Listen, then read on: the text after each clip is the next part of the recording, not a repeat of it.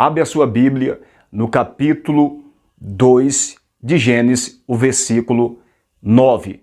Anteriormente, nós paramos na leitura do capítulo 3, no versículo 1. Mas hoje nós vamos voltar mais um pouco para nós fazer mais alguns comentários sobre esse livro que é de suma importância para que nós possamos compreender melhor tudo aquilo que está escrito dentro das profecias. Nós precisamos entender com profundidade Gênesis capítulo 1, capítulo 2 e capítulo 3. Vamos ler agora Gênesis 2, verso 9, que está escrito assim. Gênesis 2, versículo 9, está escrito assim. O Senhor Deus fez brotar da terra toda árvore agradável à vista e boa para a comida, e a árvore da vida no meio do jardim, e a árvore do conhecimento do bem e do mal.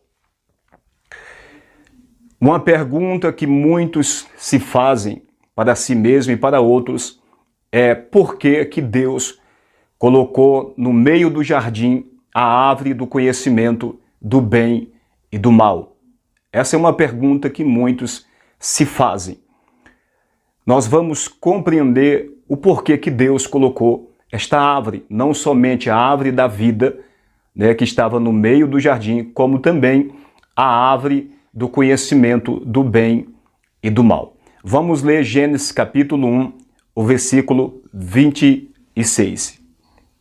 Está escrito assim: E disse Deus, façamos o homem à nossa imagem, conforme a nossa semelhança, e domine sobre os peixes do mar, e sobre as aves do céu, e sobre o gado, e sobre toda a terra, e sobre todo o réptil que se move sobre a terra.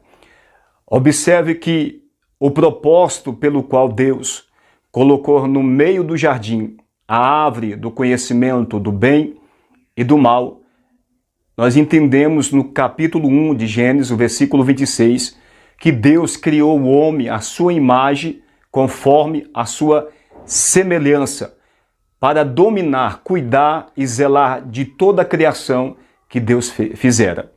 Então, Deus, quando cria o homem à sua imagem e semelhança, ele não cria o homem limitado. Ele não cria um homem como, por exemplo, uma máquina que o homem ele controla para fazer aquilo que o robô quer que ele faça. Mas, ao contrário, Deus criou o homem com o poder de fazer escolhas, ou seja, entre escolher fazer a vontade de Deus ou não fazer a vontade de Deus. Esse é o propósito pelo qual Deus colocou também a árvore do conhecimento do bem e do mal, porque o homem foi criado à imagem e semelhança do próprio Deus. Então, Deus não criou um ser mecânico para obedecer à sua vontade, fazer a sua vontade, sem ter o direito de fazer as suas próprias escolhas. Tanto o homem foi criado assim, como também os anjos. Tanto é que os anjos escolheram pecar contra Deus. Isso é porque eles têm no seu ser o poder de fazer a escolha entre servir a Deus como não servir a Deus, que é o caso que aconteceu com Satanás e os seus anjos. Não é diferente com os homens. Amém? Outra coisa que nós devemos aqui atribuir, que está dentro da palavra de Deus, Deus é Espírito, segundo a palavra, o Evangelho de João, capítulo 4, o versículo 24, Deus é Espírito.